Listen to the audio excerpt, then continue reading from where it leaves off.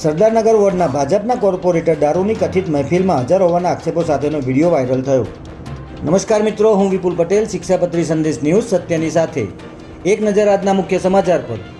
અમદાવાદના સરદારનગર વોર્ડના ભાજપના કોર્પોરેટર સન્ની ખાનચંદાણીની દારૂની કથિત મહેફિલમાં હાજર હોવાનો આક્ષેપ સાથેનો એક વિડીયો સોશિયલ મીડિયામાં વાયરલ થયો છે. ત્યારે આ મામલે સરદારનગર પોલીસ દ્વારા તપાસ શરૂ કરવામાં આવી છે.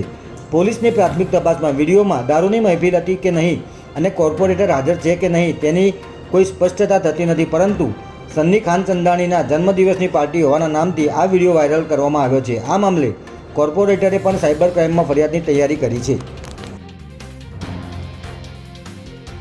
અમદાવાદ અને ગાંધીનગરને જોડાતા જિલ્લાના પ્રથમ કેબલ સ્ટેટ બ્રિજનું 175 કરોડના ખર્ચે નિર્માણ પૂરું કરવામાં આવ્યું છે, જેનું આજે મુખ્યમંત્રી ભૂપેન્દ્ર પટેલના હસ્તે લોકાર્પણ કરવામાં આવ્યું છે. અમદાવાદ ગાંધીનગર હાઈવે પર ભાત ચોકડી પાસેથી દૈનિક 1.5 લાખ જેટલા વાહનોની અવરજવર રહેતી હોવાથી ટ્રાફિક જામની સમસ્યા સર્જાતી હતી, જેને હલ કરવા માટે એપોલો સર્કલ ઉપર 1.48 કિલોમીટરની લંબાઈ ધરાવતો કેબલ સ્ટેટ બ્રિજ તૈયાર કરવામાં આવ્યો છે. ત્યારે હવે આ નવા કેબલ સ્ટેટ બ્રિજ કાર્યરત થવાથી લાખો લોકોને ટ્રાફિક જામની સમસ્યામાંથી મુક્તિ મળશે.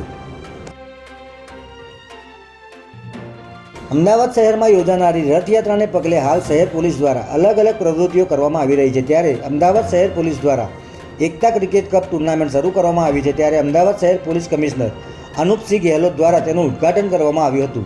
દર વર્ષની જેમ આ વર્ષે પણ રથયાત્રા અગાઉ અમદાવાદ શહેર પોલીસ દ્વારા એકતા ક્રિકેટ કપનું સરસપુર બોમ્બે હાઉસિંગમાં આયોજન કરવામાં આવ્યું છે. ત્યારે ઉદ્ઘાટન કર્યા બાદ અમદાવાદ શહેરના નવા પોલીસ કમિશનરે બેટિંગ પણ કર્યું હતું. જય હિન્દ, જય ભારત.